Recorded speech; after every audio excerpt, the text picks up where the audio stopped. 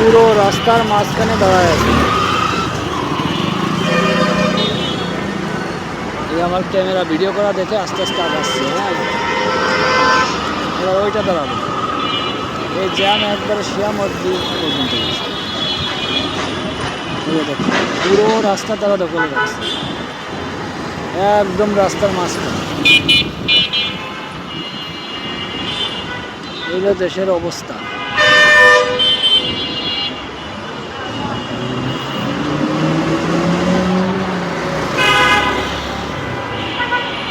যাত্রী নাই, কিচ্ছুই নাই, তারপরে রাস্তা দেওয়া। শিয়া মসজিদ পর্যন্ত এই সূচনা কমিউনিটি সেন্টার থেকে শিয়া মসজিদ পর্যন্ত জ্যাম হয়ে যাচ্ছে। এখন দেখেন পাড়াবাড়ি করবে এই দুই গাড়ি, এখন দেখেন কি পাড়াবাড়ি। এই দেখেন, এই দেখেন, হ্যাঁ, এই যে দুই গাড়ি এখন পাড়াবাড়ি করবে।